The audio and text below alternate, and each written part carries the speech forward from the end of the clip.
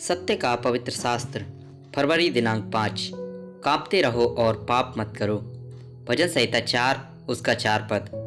अदन की वाटिका में मनुष्य के पतन के बाद से पाप सभी दुखों और पीड़ाओं का मूलभूत कारण रहा है। परमेश्वर पाप से बैर करता है और उससे घृणा करता है, परंतु पापी से बहुत ही आश्चर्यजनक रूप से प्रेम करता है। और यह उस आत्मा के कारण जो परमेश्वर ने मनुष्य को दी है, क्रूस के कार्य पर विश्वास के द्वारा से प्राप्त होने वाले उद्धार की ईश्वरीय योजना जो सनातन है, जो मनुष्य को पाप की भीतरी इच्छा और प्राकृतिक पापी स्वभाव का विरोध करने और उस पर जय पाने के लिए तैयार करता है। पाप के द्वारा हुई हानि, क्षति और उसके परिणाम को प्रभु यीशु मसीह ने क्रूस पर के अपने बलिदान के द्वारा से पूरी तरह से दूर कर दिया था। भजनकार राजा दाऊद मनुष्यों के पुत्रों को अर्थात पापियों को, जिन्होंने अपने पापों और बुरे कामों के कारण परमेश्वर की महिमा को लज्जा में बदल दिया है, एक निमंत्रण दे रहा था।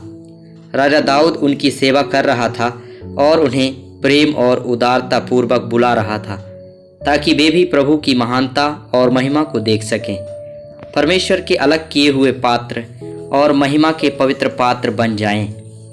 यदि किसी व्यक्ति में पवित्रता का जीवन जीने की कोई इच्छा नहीं है, तो परमेश्वर उसे कभी भी पवित्र होने के लिए मजबूर नहीं करेंगे।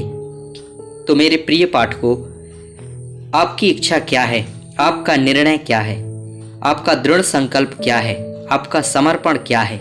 यदि आप पवित्र रहें और प्रभु यीशु मसीह की पवित्रता में बढ़ते रहें, तो आप कई लोगों के लिए एक महान आशीर्वाद होंगे। परमेश्वर को प्रसन्न करने वाला जीवन जीने के लिए स्वयं से संवाद करना एक महान रहस्य है। सामाजिक तौर पर अगर कोई पुरुष या महिला अपने आप से बातचीत करते रहते हैं, तो उनके साथ पागल पुरुष या महिला जैसा व्यवहार किया जाएगा। लेकिन आत्मिक रूप से हमारा आत्म संवाद एक बहुत ही बुनियादी आवश्यकता है, ताकि हम परम पवित्र परमेश्वर की उपस्थिति में अपनी स्वयं की पापी स्वभाव और अयोग्यता को पूरी तरह से समझ सकें। एक बार जब हम अपनी असफलताओं और पाप से त्रस्त शारीरिक मन पुराने मनुष्यत्व को समझ जाते हैं, जिसे हमने स्वाभाविक रूप से प्राप्त की है या आदम के मूल पाप से आनुवांशिक रूप से विरासत में मिला है, इस प्रकार हमें उद्धार की दया और कृपा के लिए परमेश्वर के पास आने के लिए उत्साहित किया जाएगा। प्रभु अपने प्रत्येक संतान के जीवन में अपनी महान सामर्थ्य का प्रमाण प्रकट करेंगे। वह आज भी प्रत्येक की ओर से प्रयास और कार्य कर रहे हैं। तो अपने आप से एक सरल प्रश्न पूछें, आपने महान परमेश्वर और उसके महानतम वरदान को कितना जाना और कितनी अच्छी तरह समझा है? यह वरदान प्रभु यीशु मसीह है।